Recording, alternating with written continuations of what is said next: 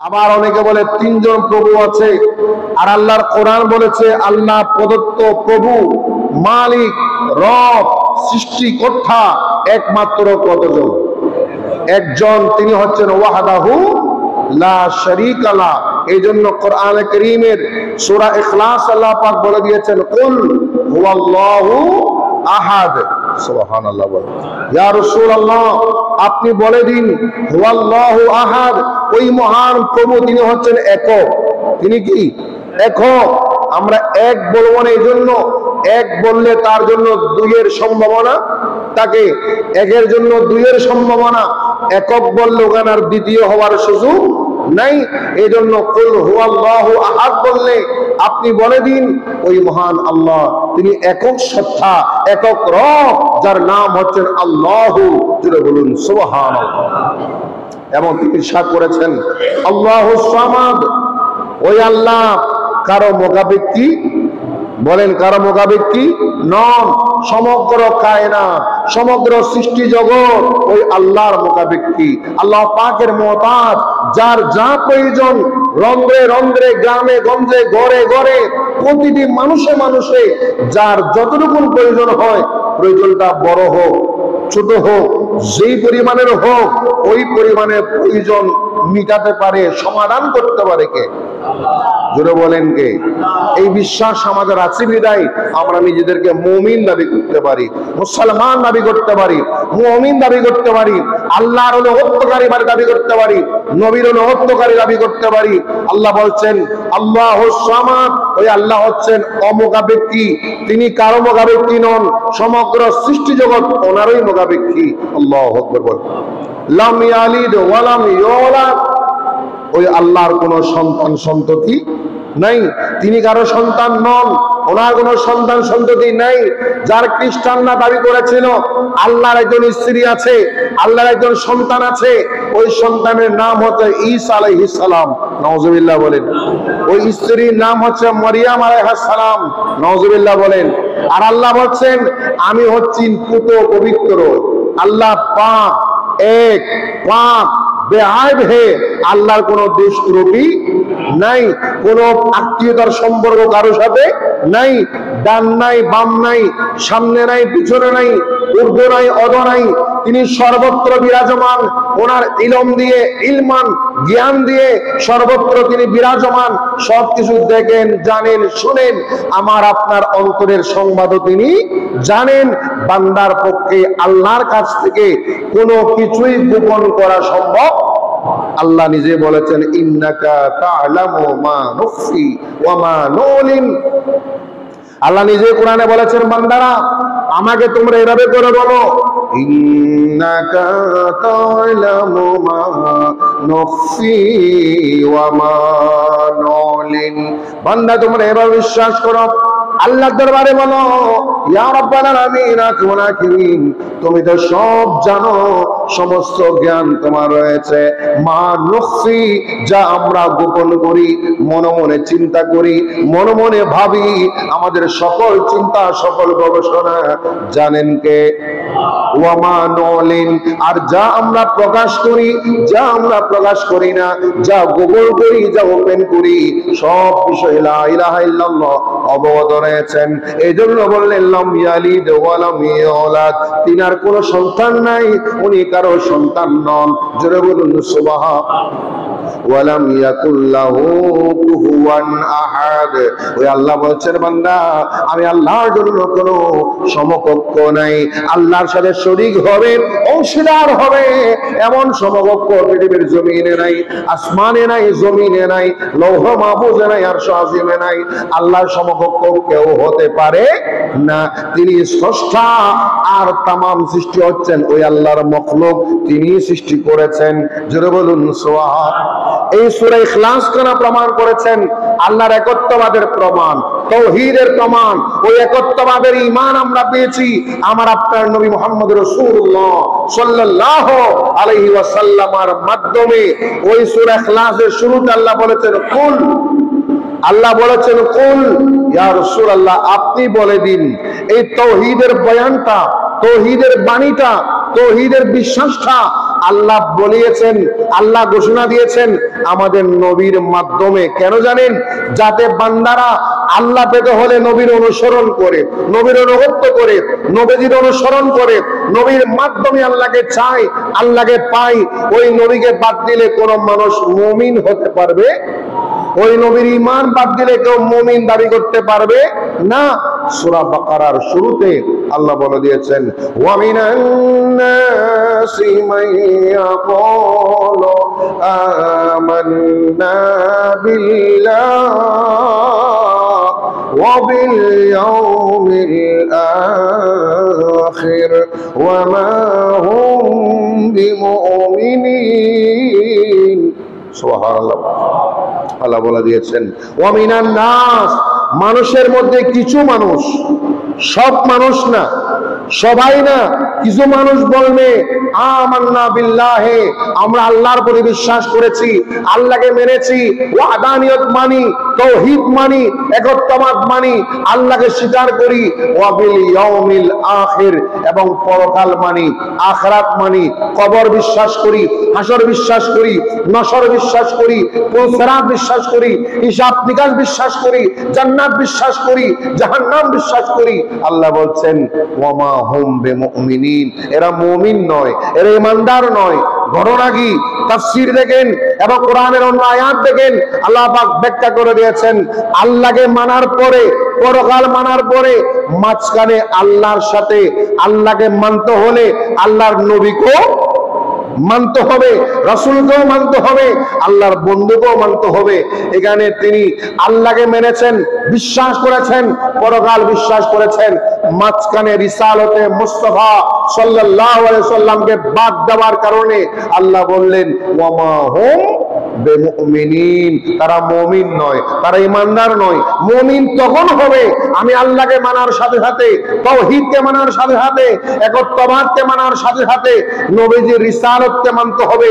মুহাম্মাদুর রাসূলুল্লাহ, ওই নবীকে পাঠিয়েছেন লা ইলাহা ইল্লাল্লাহ, আল্লাহর প্রেরিত রাসূল বিশ্বাস করতে হবে এবং মানতে হবে এবং পরকালকে বিশ্বাস করতে হবে। ঈমানের মূল হচ্ছে তিনটা, এটা তাওহীদ, রিসালাত, আখিরাত। তাওহীদ, রিসালাত, আখিরাত, এই তিনটা জিনিস হচ্ছে ঈমানের মূল, আসলুল ঈমান, ঈমানের মূল, ঈমানের কুঠি। আপনি তাওহীদকেও মানতে হবে শতভাগ, রিসালাতকেও মানতে হবে শতভাগ, আখিরাতকেও মানতে হবে শতভাগ। তিনটা থেকে কোন একটার মধ্যে যদি পার্সেন্টেজে জররা পরিমাণ কম হয়, বিন্দু পরিমাণ কম হয়, কোন মানুষ মুমিন হতে পারবে? তাওহীদকে আপনি শতভাগ মানতে হবে, বিশ্বাস করতে হবে, এক আল্লাহকে না দেখে মানতে হবে, অদৃশ্য অবস্থায় বিশ্বাস করতে হবে, রিসালাতকেও মানতে হবে, বিশ্বাস করতে হবে শতভাগ, আখিরাতকেও মানতে হবে, বিশ্বাস করতে হবে শতভাগ। তাহলে এই তিনটা পয়েন্টে তাওহীদ এবং রিসালাত সাথে আখিরাত শতভাগ যদি আমি আপনি বিশ্বাস করি, তাহলে আল্লাহর কোরআনের ভাষায় আমরা মুমিন। জুড়ে বলুন সুবহানাল্লাহ। আল্লাহ বলেছেন আমার বান্দারা, এই পৃথিবীর জমিনে আমি একক সত্তা, আমি ছাড়া আর কোন সত্তা নাই, আর কোন ইলাহ নাই। আমরা ঘোষণা করেছি লা ইলাহা ইল্লাল্লাহ, লা ইলাহা ইল্লাল্লাহ। নবীজি বলেছেন আফদালুল যিকরি লা ইলাহা ইল্লাল্লাহ। আল্লাহ জিকির করার জন্য, আল্লাহকে স্মরণ করার জন্য, আল্লাহকে মানার জন্য, আল্লাহ পাককে বিশ্বাস করার জন্য উত্তম জিকির হচ্ছে লা ইলাহা ইল্লাল্লাহ। আমরা ঘোষণা করি লা ইলাহা ইল্লাল্লাহ, এক আল্লাহ ছাড়া কোনো উপাস্য নাই, আল্লাহ ছাড়া কোনো ইলাহ নাই। তার প্রমাণ আল্লাহ কোরআনে দিয়ে দিয়েছেন। আল্লাহ কোরআনে বলে দিয়েছেন আমি আল্লাহ ছাড়া যদি আরেকজন প্রভু থাকতো, আরেকজন রব থাকতো, আরেকজন ইলাহ থাকতো, আল্লাহ পাক বলে দিয়েছেন লাউ কানা ফীহিমা আলিহাতুন ইল্লাল্লাহ লাফাসাদাতা। সুবহানাল্লাহ বলেন। রব্বুল ইজ্জত বললেন এই আসমানে জমিনে আসমানে জমিনে এই পৃথিবীতে এক আল্লাহ ছাড়া যদি কোন ইলাহ থাকতো, কোন রব থাকতো, কোন উপাস্য থাকতো, লাফাসাদাতা, দুজন ইলাহ ঝগড়া লেগে যেত, ফিতনা করতো, ঝগড়া লেগে যেত। একজন ইলাহ বলবে আমি এটা দেব, আরেকজন ইলাহ বলবে আমি এটা দেব না। একজন বলবে তাকে আমি মৃত্যু দিব, আরেকজন বলবে মৃত্যু দিব না। এভাবে করে একজন বলবে আমি বৃষ্টি দিব, আরেকজন বলবে আমি বৃষ্টি দিব না। ফাসাদ হয়ে যাবে, ঝগড়া হয়ে যাবে। এই জন্য আল্লাহ বলছেন তোমরা দেখো আমার কুদরত আমি কেমন করে সাজিয়েছি। আসমান সাজালাম, জমিন সাজালাম, তামাম দুনিয়া সাজাইলাম, নক্ষত্র দিয়ে, তারকা দিয়ে, চন্দ্র দিয়ে, সূর্য দিয়ে। একক মালিকানা, ওনার নাম হলো লা ইলাহা ইল্লাল্লাহ মুহাম্মাদুর রাসূলুল্লাহ সাল্লাল্লাহু আলাইহি ওয়াসাল্লাম। জোরে বলুন সুবহান আল্লাহুম্মা সাল্লি আলা মাওলানা মুহাম্মাদ ওয়া আলা সাইয়্যিদিনা। আল্লাহ জাল্লা শানু নিজের তাওহীদকে প্রচার করার জন্য, আল্লাহর নবীর রিসালাতকে প্রচার করার জন্য আদম আলাইহিস সালাম থেকে শুরু করে সকল নবীদেরকে পাঠিয়েছেন। বিভিন্ন কওম, বিভিন্ন জাতির জন্য হেদায়েতকারী নবী পাঠিয়েছেন। আল্লাহ কেন নবীগণ পাঠাইলেন, কেন রাসূল পাঠাইলেন, কেন কিতাব পাঠাইলেন, তাওরাত, জবুর, ইনজিল, কোরআন কেন পাঠাইলেন? আল্লাহর দরবারে প্রশ্ন করেন, ইয়া আল্লাহ কেন তুমি নবী পাঠাইলা, কেন তুমি কোরআন পাঠাইলা, তাওরাত পাঠাইলা, জবুর পাঠাইলা, ইনজিল পাঠাইলা, মহাগ্রন্থ আল কোরআন কেন পাঠাইলা? আল্লাহ বলছেন আমি পাঠিয়েছি, নবী পাঠিয়েছি কেন জানো? লিকুল্লি কওমিন হাদ, লিকুল্লি কওমিন হাদ। আল্লাহ বলছেন আমি নবীগণ পাঠিয়েছি কেন জানো? সকল কওম, সকল জাতির জন্য হেদায়েতকারী নবী পাঠিয়েছি। যা কারণ আমার বান্দারা যাতে অভিযোগ করতে না পারে, আমার বান্দারা যাতে অভিযোগ করতে না পারে, আল্লাহ তুমি যা চাও তোমার ক্ষমতা সম্পর্কে আমাদেরকে জানানোর জন্য কোনো মানুষ পাঠাও নাই, কোনো নবী পাঠাও নাই, কোনো রাসূল পাঠাও নাই। এই অভিযোগ যাতে করতে না পারে আমি তোমাদের জন্য 1,24,000 আম্বিয়া নবীগণ পাঠিয়েছি, তোমাদের অভিযোগ যাতে তোমরা করতে না পারো। জোরে বলুন সুবহান। এরপরও কিয়ামতের ময়দানে অনেক জাতি, অনেক কওম অভিযোগ করে বসবে, নালিশ করে বসবে, ইয়া আল্লাহ তুমি যে বলেছো মুসা আলাইহিস সালামকে পাঠিয়েছো, ঈসা আলাইহিস সালামকে পাঠিয়েছো, নবীগণ পাঠিয়েছো, আমাদের কাছে কোনো ইব্রাহিম আলাইহিস সালাম আসে নাই। নাউযুবিল্লাহ বলেন। আমাদের কাছে ঈসা আলাইহিস সালাম আসে নাই, আমাদের কাছে ইউসুফ আলাইহিস সালাম আসে নাই, আমাদের কাছে মুসা আলাইহিস সালাম আসে নাই, আমাদের কাছে ঈসা আলাইহিস সালাম আসে নাই, আমাদের কাছে কোনো নবী রাসূল আসে নাই। আল্লাহ বলবেন দাঁড়াও, তোমাদের এই অভিযোগের সত্যতা প্রমাণ করতে হবে। তোমরা যে বলেছো কোনো নবী রাসূল আসে নাই, আমি তো পাঠিয়েছিলাম। সুবহানাল্লাহ, আমি তো পাঠিয়েছিলাম, তোমরা কেন বললা কোনো নবী রাসূল আসে নাই? তোমরা সাক্ষী প্রমাণ দাও, তোমাদেরকে প্রমাণ দিতে হবে। আল্লাহ বলেন হে মুসা আলাইহিস সালাম, হে ঈসা আলাইহিস সালাম, তোমরা কি যাও নাই? তোমরা কি বনি ইসরাইলের কাছে যাও নাই? তাদেরকে হেদায়েত করো নাই, তাদেরকে আহ্বান করো নাই? সমস্ত নবীরা বলবে আল্লাহ আমরা করেছি, আমরা তোমার দরবারে প্রমাণ দিচ্ছি, আমরা দাবি করি আমরা তাদের কাছে গিয়েছিলাম, তোমার দরবারে আহ্বান করেছিলাম, তাদেরকে ডেকেছিলাম, দাওয়াত দিয়েছিলাম, তোমার জন্য আহ্বান করেছিলাম, তারা আমাদেরকে মানে নাই, আমাদেরকে বিশ্বাস করে নাই, আমাদের উপর অত্যাচার করেছিল, জুলুম করেছিল, নির্যাতন করেছিল। নূহ আলাইহিস সালাম বলবে প্রায় 1000 বছরের কাছাকাছি সময় আমি দাওয়াত দিয়েছিলাম, অল্প মানুষ পেয়েছিলাম, কেউ আমাকে মানে নাই, কেউ আমাকে বিশ্বাস করে নাই। তখন আল্লাহ বলবে হে আমার নবীগণ, তোমরা যে গিয়েছো তার সাক্ষী প্রমাণ পেশ করো। সুবহানাল্লাহ, তোমরা যে গিয়েছো তার কি দাও? সাক্ষী দাও, প্রমাণ দাও। আচ্ছা নবী যখন এসেছেন আল্লাহ জানে না?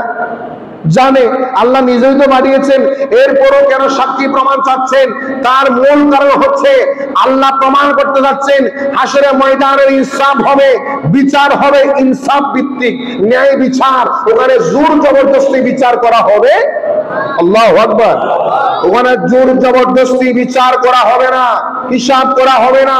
আল্লাহ বলছেন তোমরা যেহেতু অভিযোগ করেছো, অভিযোগটা মিথ্যা হতে পারে, সত্য হতে পারে, মিথ্যা হলে তা প্রমাণ করো, সত্য হলো প্রমাণ করো।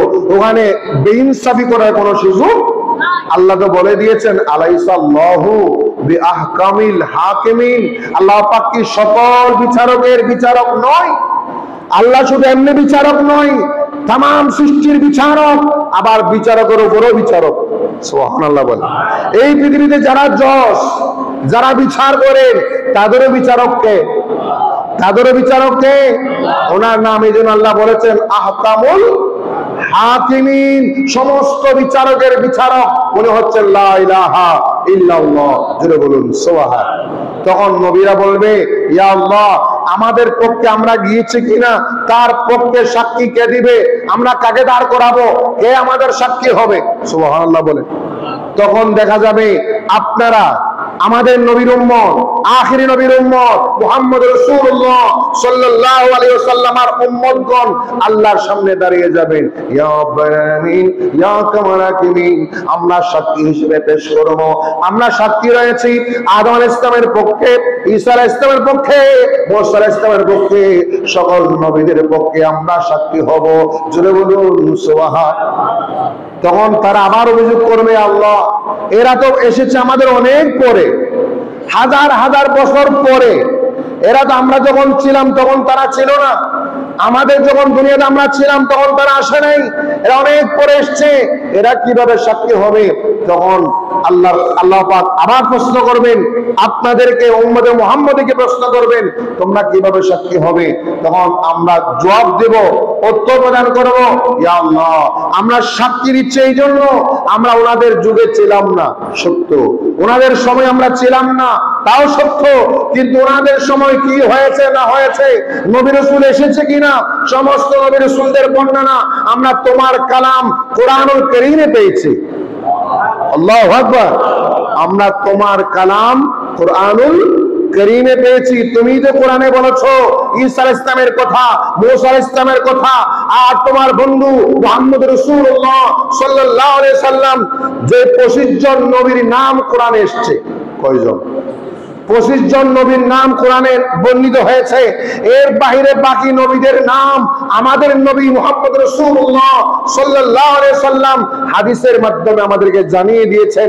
এত নবী কত বছর দুনিয়ার জমিনে ছিল, এই অবস্থা করেছেন, আমরা কোরআন থেকে জানতে পেরেছি, তোমার নবীর বাণী থেকে জানতে পেরেছি। জোরে বলুন সুবহান। আল্লাহর কোরআন আল্লাহ বলে দিয়েছেন ওয়া কাযালিকা জাআলনাকুম উম্মাতান ওয়াসাতান লিতাকুনু শুহাদা আলান নাস। আল্লাহ বলছেন ইয়া রাসূলুল্লাহ, আপনার উম্মত যারা হবে তাদেরকে আমি এমন একটা দায়িত্ব দিয়ে দিচ্ছি, এমন একটা দায়িত্ব তাদেরকে দেব, তারা হচ্ছে উম্মাতান ওয়াসাতা, তারা হচ্ছে শ্রেষ্ঠ উম্মত। সুবহানাল্লাহ। তারা হচ্ছে শ্রেষ্ঠ উম্মত, আশরাফুল মাখলুকাত। কেন তাদেরকে শ্রেষ্ঠ দিয়েছি জানেন? কেন তাদেরকে শ্রেষ্ঠত্ব বানিয়েছি জানেন? লিতাকুনু শুহাদা আলান নাস, তারা যাতে তাদের পূর্বের যত মানুষ ছিল তাদের মিথ্যা দাবির বিপক্ষে আমি আল্লাহর সামনে সাক্ষী দান করতে পারে। যেটা বলুন সুবহানাল্লাহ।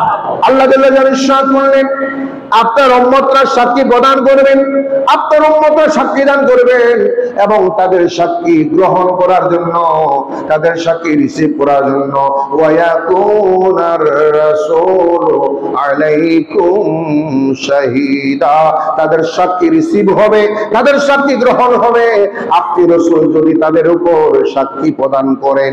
জোরে বলুন সুবহানাল্লাহ। নবীদের পক্ষে সাক্ষী দিব আমরা, উম্মতে মুহাম্মাদী আমাদের সাক্ষীকে অ্যাটেস্টেড করবেন, সত্যায়ন করবে, আমাদের সাক্ষীকে আল্লাহ দরবারে উপস্থাপন করে সত্যায়ন করবেন আমার আপনার নবী মুহাম্মদ রাসূলুল্লাহ সাল্লাল্লাহু আলাইহি ওয়াসাল্লাম। এই কথাটা কেন বললাম? এই কথাটা এই জন্য বলেছি, আল্লাহ জাল্লা শানুহু কিয়ামতের ময়দানও আপনাকে দায়িত্ব দিয়ে রেখেছেন, আপনাকে সম্মান দিয়েছেন। মুহাম্মদ রাসূলুল্লাহ সাল্লাল্লাহু আলাইহি ওয়াসাল্লাম উম্মতদেরকে তাজিম করেছেন, সম্মান দিয়েছেন, মর্যাদা দান করেছেন। দিয়েছেন, ওই মর্যাদা সম্মান আমাদের রক্ষা করার দরকার আছে না নাই? আল্লাহর কোরআন বলেছে আমি নবী পাঠিয়েছি লিকুল্লি কওমিন হাদ, সকল কওমের জন্য নবী রাসূল প্রেরণ করেছি। ইয়া রাসূলুল্লাহ, আপনাকে প্রেরণ করেছি কোন কওমের জন্য নয়, কোন দেশের জন্য নয়, কোন রাষ্ট্রের জন্য নয়, কোন মহাদেশের জন্য নয়, কোন মহাসাগরের জন্য নয়। আপনার রিসালাত হবে তামাম সৃষ্টি জগতের জন্য। আপনি সৌদি আরবের জন্য নয়, শুধু আরবের জন্য নয়, আজমের জন্য নয়, আপনি এশিয়ার জন্য নয়, ইউরোপের জন্য নয়, আফ্রিকার জন্য নয়।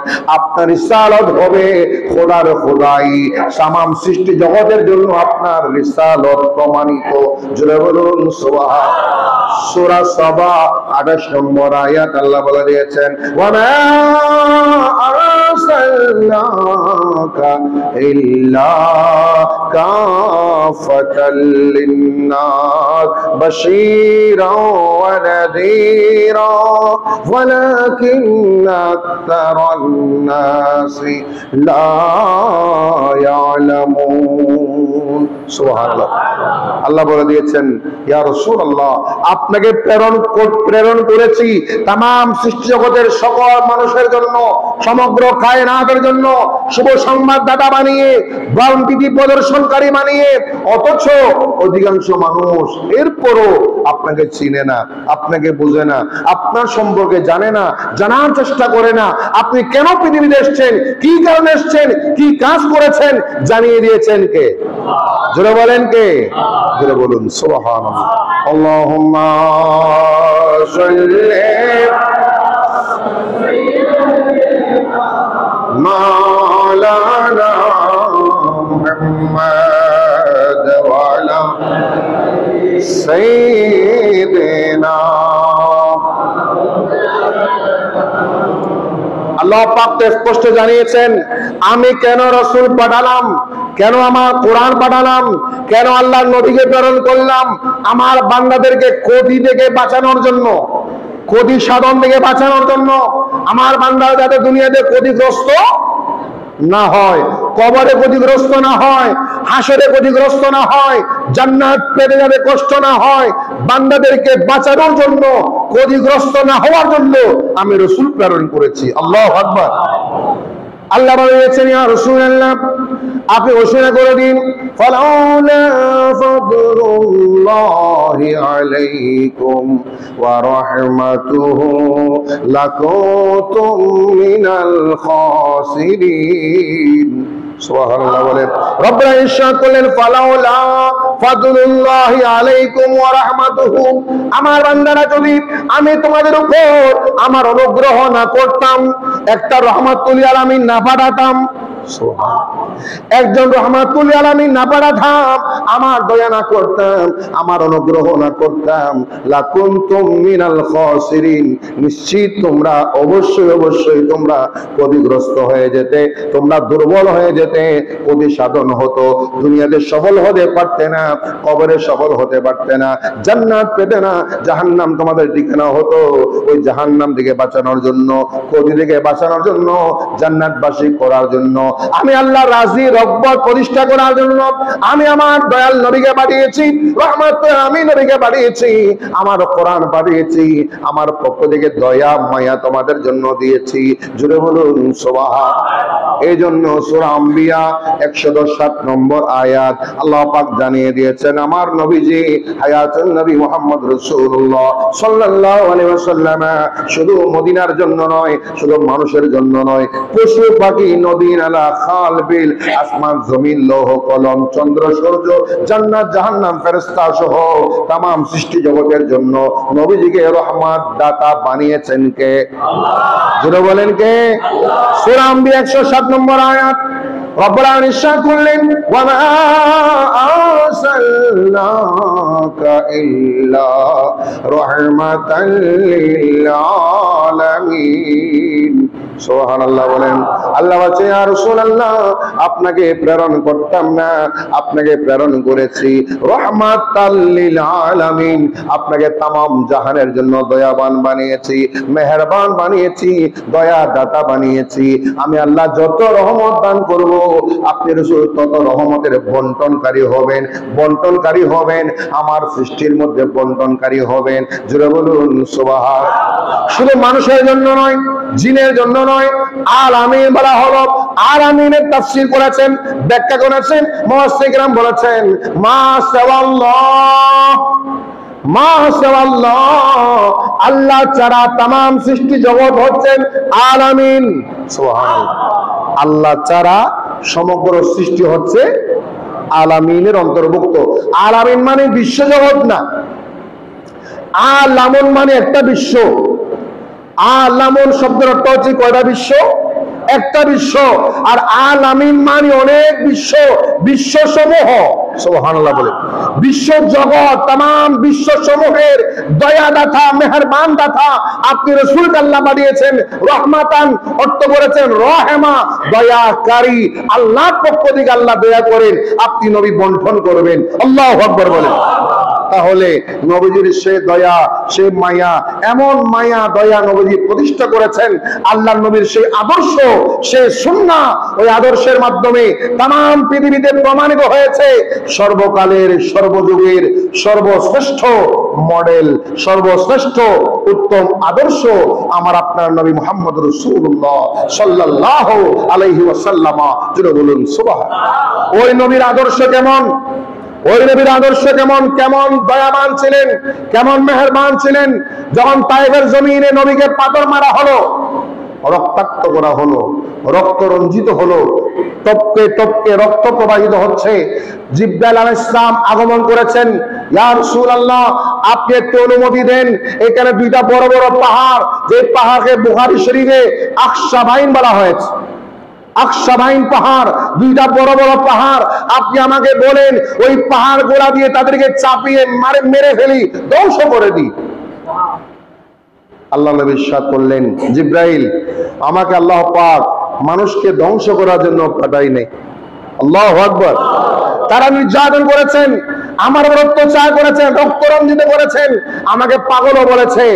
নবীকে পাগল বলে ছোট ছেলেমেয়েদেরকে লাগিয়ে দিয়েছে, যুবকদেরকে বলেছে পাথর মারো, পাথর নিক্ষেপ করা হয়েছে, টাকার বিনিময়ে পাথর মারা হয়েছে, নির্যাতিত হলেন, রক্ত রঞ্জিত হলেন।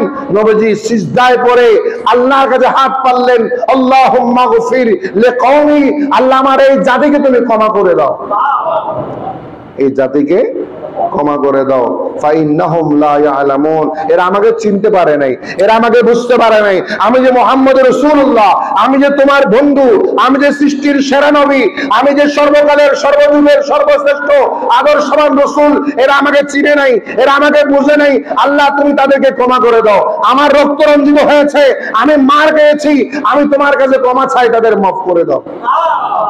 বলেন এই পৃথিবীতে এমন আদর্শবান মানুষ, এমন আদর্শবান রাসূল পাবেন যিনি নিজে মার খেয়েছেন, রক্ত রঞ্জিত হয়েছেন, আবার তাদের পক্ষে দোয়া করে কার কাছে? তাদের পক্ষে দোয়া করে কার কাছে? আল্লাহর কাছে। কয়েকজন সাহাবী আসলেন, ইয়া রাসূলুল্লাহ আপনি তাদের জন্য একটু বদদুয়া করেন। উদউ আলাল মুশরিকিন, আপনি মুশরিকদের জন্য বদদুয়া করেন, ধ্বংস হওয়ার জন্য, এদেরকে ধ্বংস করার জন্য বদদুয়া করেন। অথচ আগেকার নবী রাসূলুল্লাহ বদদুয়া করেন নাই? করেছেন। মুসা আলাইহিস সালাম করেছেন, নূহ আলাইহিস সালাম করেছেন, আল্লাহর আমি আর পারি না, আমি অনেক চেষ্টা করেছি আর পারি নাই, এদেরকে মারলে মানো, না মারলে ধ্বংস করে দাও।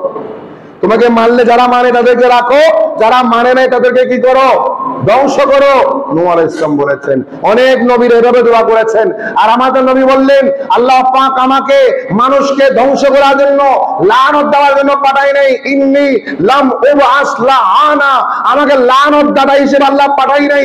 বুইস্তু রাহমাতা, আমাকে দয়াবান মেহেরবান করে পাঠিয়েছেন। আল্লাহু আকবার বলেন। চিন্তা করেন, আল্লাহ নবী কাউকে অভিশাপ দেন নাই, লানত দেন নাই, দোয়া করেছেন, মেহেরবানি করেছেন, তাদের পক্ষে হাত করেছেন আল্লাহর দরবারে। এমন উদার, এমন উদার। অথচ যারা পাথর মেরেছিলেন তারা কি মুসলমান ছিল? জোরে বলেন। তারা কি মুসলমান ছিল? তারা কি আল্লাহকে মেনেছে, নবীকে মেনেছেন? এরা নিশ্চয়ই অমুসলিম ছিল, কাফের ছিল, মুশরিক ছিল, ইহুদি ছিল, নাস্তা ছিল, বেঈমান ছিল, ঠিক না? এই বেঈমান হওয়ার পরও নবীজি তাদের পক্ষে দোয়া করলেন, তাদেরকে হেদায়েতের দোয়া করলেন, হেদায়েত করার জন্য বললেন, গুনাহ মাফ করার জন্য বললেন। এটাই প্রমাণ হয় আল্লাহর নবী পৃথিবীর জমিনে এসেছেন শুধু মুসলমানের জন্য নয়, আলামিন বলা হয়েছে। ওখানে মুসলমান যেভাবে আছে অমুসলিম আছে না নেই? জোরে বলেন, অমুসলিম আছে না নেই? এই জন্য সাম্প্রদায়িক সম্প্রীতির কথা বললে অনেকে পছন্দ করে না। সাম্প্রদায়িক সম্প্রীতি এটা কোরআন দ্বারা প্রমাণিত, হাদিস দ্বারা প্রমাণিত, সুন্নাহ দ্বারা প্রমাণিত, ইজমা দ্বারা প্রমাণিত, কিয়াস দ্বারা প্রমাণিত, নবীজির আদর্শ দ্বারা প্রমাণিত। আল্লাহু আকবার।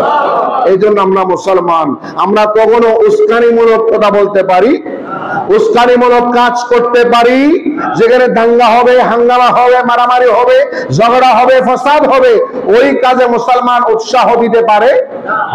কথা বলে উৎসাহ দিতে পারে?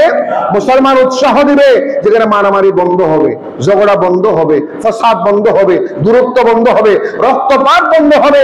রক্তপাত বন্ধ করার জন্য নবীর আগমন। 80 বছর লাগাতার যুদ্ধ হয়েছে, রক্ত রঞ্জিত হয়েছে, ওই যুদ্ধ বন্ধ করতে নবীর আগমন। আল্লাহু আকবার। আল্লাহ প্রিয় নবী হায়াতুন নবী রাহমাতুল আলামিন পৃথিবীর জমিনে এমন ইসলাম কায়েম করেছেন, এমন আদর্শ প্রমাণ করেছেন। নবীজি প্রমাণ করলেন সাম্প্রদায়িক সম্প্রীতি কেমন জানো? আল্লাহর নবী তা প্রমাণ করে বসলেন। নবীজি বলেছেন তোমরা জিহাদের ময়দানে যখন যাবে, বেইসলাম মুসলিমদের সাথে জিহাদ হবে, যুদ্ধ হবে, কোন যুদ্ধ প্রমাণ নাই নবীজি আগে আক্রমণ করেছেন, প্রথমে আক্রমণ করেছেন, এমন প্রমাণ নাই। আল্লাহ নবী বলতেন তোমরা অপেক্ষা করো, আগে তার আক্রমণ করলে আমরা তা প্রতিহত করার জন্য সামনে দিকে যাব, আমরা আগে আক্রমণ করব না। এটার নাম হচ্ছে সাম্প্রদায়িক একটা সম্প্রীতি। সুবহানাল্লাহ। যুদ্ধের ময়দানে যুদ্ধ চলাকালীন সময়ে আল্লাহ নবীর সামনে হঠাৎ করে একজন ছোট ছেলে, নাবালক শিশু, ছোট্ট ছেলে দৌড় দিল। ইহুদির ছেলে। কার ছেলে? ইহুদির ছেলে, ছোট্ট বাচ্চা যুদ্ধের ময়দানে দৌড় দিল। ইহুদির ছেলে ছিল। আল্লাহর নবী সাহাবায়ে কেরামকে বললেন তোমরা থামো, থামো, এখন তোমরা মারামারি করবে না, ছোট্ট ছেলেটাকে নিরাপত্তা দাও। আল্লাহু আকবার। ওই ছোট ছেলেটা যুদ্ধের ময়দানে দৌড় দিয়েছে না জেনে, তাকে আগে নিরাপত্তা দাও, আমাদের এই যুদ্ধের কারণে যাতে কোনো নাবালক শিশু মৃত্যুবরণ না করে। জোরে বলুন সুবহানাল্লাহ। এটার নাম ইসলাম। এটার নাম কি? নবীজির আদর্শ। এটার নাম ইসলাম। নবীজি নিজে গিয়ে জড়িয়ে ধরলেন, নিজে গিয়ে সেই ছেলেটাকে জড়িয়ে পুঁকে নিলেন এবং তাকে নিরাপত্তা দিলেন। ওই ইহুদি তার ছেলের বাবাকে ডাকলেন, ডেকে ছেলেটাকে তার বাবার হাতে তুলে দিলেন। এটা হচ্ছে সাম্প্রদায়িক সম্প্রীতির একটা নমুনা, অন্যতম নমুনা। এই জন্য আমরা এই পার্বত্য অঞ্চলে আমরা যে অবস্থান করি, শুধু পার্বত্য অঞ্চল নয়, বাংলাদেশ নয়, গোটা পৃথিবীর জন্য নবীজির আদর্শ আছে না নেই? গোটা সৃষ্টির জন্য নবীজির চরিত্র আছে না নেই? আমরা যদি একটু ফলো করি, অনুসরণ করি, ইনশাআল্লাহ সমাজে অশান্তি হবে, অশান্তি হবে, মারামারি হবে, ঝগড়া ফাসাদ হবে, দূরত্ব হবে, রক্তপাত হবে না, অন্যায় হবে না, জুলুম বন্ধ হয়ে যাবে, নির্যাতন বন্ধ হয়ে যাবে, সকল অপরাধ, অন্যায়, অনাচার বন্ধ হয়ে শান্তির সমাজ কায়েম হবে। জুড়ে বলুন সুবহানাল্লাহ। আল্লাহুম্মা সাল্লি আলা মাওলানা মুহাম্মাদ ওয়া আলা সাইয়্যিদিনা। আল্লাহর নবীর জন্মস্থান হচ্ছে মক্কা শরীফে, ঠিক না? মক্কা শরীফে জন্মস্থান। মিলাদুন নবী হয়েছে মক্কায়, অথচ ওই মক্কা নিজের বংশের মানুষ, কুরাই বংশের মানুষরা, কুরাই বংশের নেতারা অত্যাচার করতে করতে, নির্যাতন করতে করতে নিজের জন্মস্থানে থাকতে দেন নাই। আল্লাহর পক্ষ থেকে শেষ পর্যন্ত ওহী আসলো, ইয়া রাসূলুল্লাহ আপনি এখানে নিরাপদ নাই, আপনার নিরাপত্তা নাই, আপনি মদিনা শরীফ চলে যান। সুবহানাল্লাহ। মদিনা শরীফ চলে যান। নবীজি মদিনা শরীফ চলে গেলেন। মদিনায় ইসলামী রাষ্ট্র কায়েম করলেন, মদিনায় মুসলমানদের ভ্রাতৃত্বের বন্ধন করলেন, দ্বন্দ্ব ফাসাদ বন্ধ হলো, সমস্ত মানবতা এক হয়ে গেল, সমস্ত মুসলিম বিশ্ব এক হয়ে গেল। আর ওই জায়গায় যখন নবীজি ওই মদিনা থেকে মক্কা বিজয় করলেন, কি বিজয়? মক্কা বিজয় করলেন। বলেন নবীজি নির্যাতিত ছিলেন, মার খেয়েছেন, আত্মীয় স্বজন হারিয়েছেন, অনেক সাহাবীরা চটপট চটপট করতে করতে শহীদ হয়েছেন। দু টুকরা করে তলোয়ার দিয়ে কর্তন করা হয়েছিল, শহীদ করা হয়েছিল। নবীজি যখন মক্কা বিজয় করলেন, মক্কার যারা কাফের ছিল, মক্কার যারা বেঈমান ছিল, তৎকালীন যারা নেতা কর্মী ছিল, এদের অন্তরে একটা ভয়, একটা আতঙ্ক বিরাজ করেছিল। তারা মনে মনে ভাবতেছিল, আজকে তো মুসলমানরা মুহাম্মদ মক্কা জয় করে ফেলেছে, জানি না আমাদের কোন অবস্থা হয়। কেউ পালাচ্ছে পাহাড়ে, কেউ পালাচ্ছে জঙ্গলে, কেউ পালাচ্ছে চাকরির বাড়িতে, কেউ পালাচ্ছে এক একজন এক এক জায়গায়। আর আল্লাহ নবীজি ওই যেই কয়েকজনকে সামনে পেয়েছেন, নবীজি তাদেরকে বললেন, আজকে আমার থেকে তোমরা কেমন আচরণ কামনা করো। আল্লাহু আকবার। কয়েকজন মুসলমান তারা বলেছিল, ইয়া রাসূলুল্লাহ, আপনি আজকে প্রতিশোধ নেন, আজকে আপনার সময়, প্রতিশোধ নেওয়ার সময়। আপনি নির্যাতিত ছিলেন, নিপীড়িত ছিলেন, আজকে প্রতিশোধ নেন। নবীজি সাথ বললেন, হে মক্কার মানুষ, তোমাদের আজকে কি মনে হয়, কি মন চায়, তোমাদের কেমন ধারণা? তখন তারা কয়েকজন বলল, হুজুর, আমাদের মন চায় আপনি আজকে আমাদেরকে আর রেহাই দিবেন না, রেহাই দিবেন না, আপনি আমাদেরকে মুক্তি দিবেন না, আমাদের এমন মনে হচ্ছে। তখন নবী ইরশাদ করলেন, আমি তো রহমাতুল লিল আলামিন নবী, আমি তো দয়ার সাগর নবী, কামলে ওয়ালা নবী, দয়ার সাগর হয়ে পৃথিবীর জমিনে আগমন করেছি। আজকে আমি তোমাদেরকে ওপেন সাধারণ ক্ষমা ঘোষণা করলাম। আল্লাহু আকবার। সাধারণ ক্ষমা ঘোষণা করলাম, আমাদের পক্ষ থেকে কাউকে প্রতিশোধ নেওয়া হবে, কাউকে আমভাবে প্রতিশোধ নেওয়া হবে না। সাধারণ ক্ষমা ঘোষণা করলাম, তোমাদেরকে আমি নিরাপত্তা দিলাম, মুক্তি দিলাম, নিরাপত্তা দিলাম। হ্যাঁ, তোমাদের মধ্যে যদি কারো মন চাই মুসলমান হতে, কোনো বাধা নেই। দলে দলে দলে দলে মানুষ মুসলমান হয়েছে। ইয়াদখুলুনা ফি দীনিল্লাহি আফওয়াজা, সূরা নসরে আছে না? ইয়াদখুলুনা ফি দীনিল্লাহি আফওয়াজা, দলে দলে দলে দলে সবান্ধবে মানুষ মুসলমান হয়েছে। নবীজির একটা আদর্শ, এই আদর্শ হচ্ছে ক্ষমা। সুবহানাল্লাহ।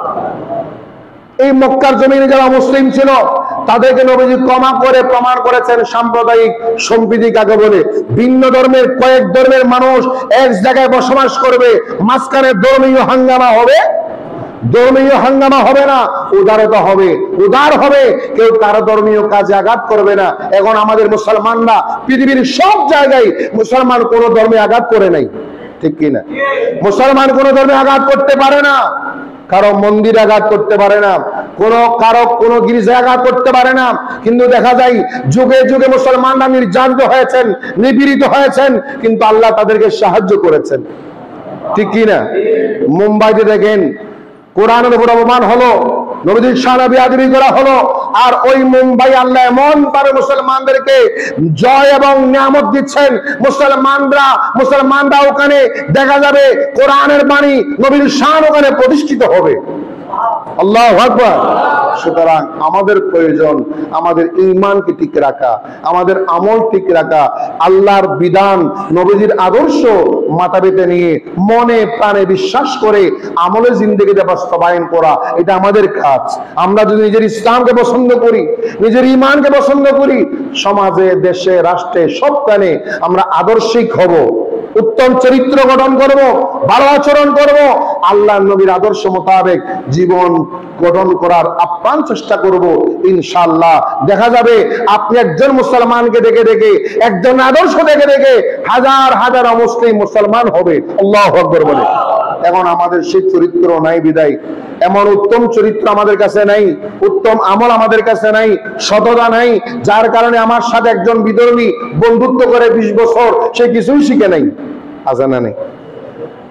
সে আমার সাথে ক্লাসমেট ছিল, রুমমেট ছিল, একসাথে লেখাপড়া করেছে, বন্ধুত্ব ছিল আজকে 20 বছর, কিন্তু দেখা যায় সে আমার থেকে কিছুই পাই নাই, কোনো আদর্শ পাই নাই। কারণ আমি তো নিজে আদর্শ গ্রহণ করি আমি তো নবীর আদর্শ গ্রহণ করি নাই, সে আমার থেকে কি গ্রহণ করবে? আমি যদি নবীর আদর্শ গ্রহণ করতাম, সেও কিন্তু আমার থেকে আদর্শ গ্রহণ করে একদিন দেখতেন উনি আপনার সামনে আপনার মসজিদে নামাজে এসে বলতো, আমারে আমি সব ছেড়ে দিলাম, আমাকে তোমাদের কলমাটা পড়িয়ে দাও, লা ইলাহা ইল্লাল্লাহু মুহাম্মাদুর রাসূলুল্লাহ সাল্লাল্লাহু আলাইহি ওয়াসাল্লাম। জোরে বলুন সুবহানাল্লাহ। আল্লাহ পাক রব্বুল আলামিন আহকামুল হাকিমিন আমাদের প্রত্যেক